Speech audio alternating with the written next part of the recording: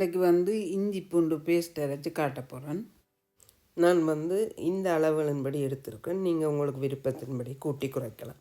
இப்போ தோல் எல்லாம் சீவி எல்லாம் வடிவாக கழுவி வச்சுருக்கு. இனி சின்ன சின்ன வெட்டுவோம்.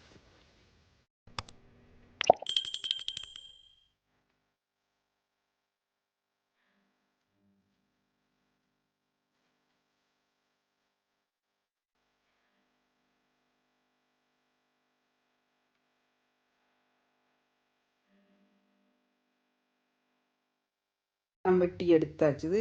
இப்போ நான் கணக்க செய்கிறபடியால் உள்ளி கலக்கணும். அப்போ ரெண்டாக பிரித்து 2 பாத்திரத்துக்காக கலக்கப்போம்.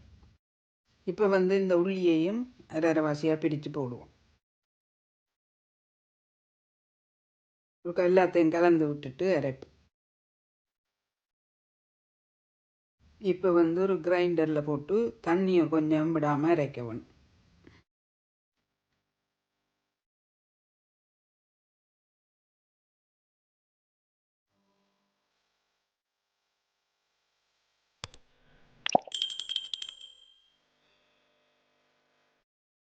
இப்போ நான் இதில் கிட்டத்தட்ட அரைவாசி எடுத்து ஃப்ரீசரில் வைக்க போகிறோம். இப்படி ஒரு ஐஸ் கியூப் பெட்டிக்குள்ளே போட்டு வைக்க போகிறோம்.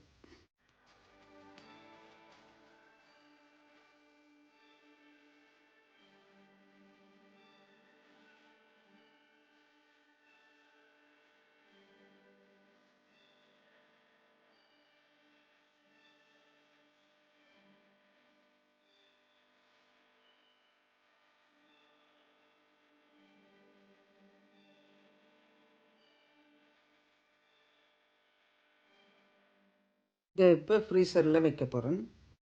இப்போ இந்த மிச்சத்துக்கு கொஞ்சம் எண்ணெய் விட்டு ஒரு போத்தில் போட்டு ஃப்ரிட்ஜில் வைப்போம். நான் ஒலிவ் ஆயில் விட்டுருக்கேன். நீங்கள் இந்த எண்ணெயும் விடலாம்.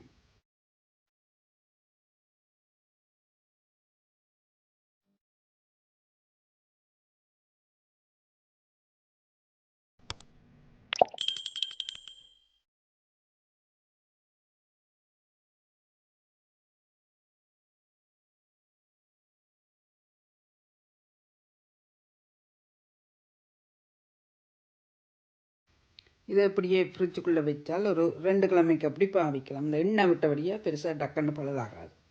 இப்போ அடுத்த நாள் ஃப்ரிட்ஜரில் வச்சுருக்கிறத எடுத்து வச்சுருக்கேன். எப்படி எடுத்து போட்டு வைக்கிறேன்னு பார்ப்போம். இதில் ஒரு கட்டி கிட்டத்தட்ட ஒரு மேசக்கரண்டின் அளவுக்கு வரும். இப்படி வச்சா ஒவ்வொரு நாளும் கிரைண்டர் எடுத்து கொஞ்சம் கொஞ்சம் அரைக்க இல்லை மற்ற வேலைக்கு போகிற வரைக்கும் சுவாமி. இப்போ எல்லாத்தையும் இப்படி ஒரு சிப் பேக்கில் போட்டு மூடி திரும்பவும் ஃப்ரிட்ஜரில் வைக்கணும். இப்போ உங்களுக்கு இப்போ தேவை வருதோ அப்போ ஒரு கட்டி தேவைண்டா 1 இல்லை 2 எடுத்து பாவிக்கலாம்.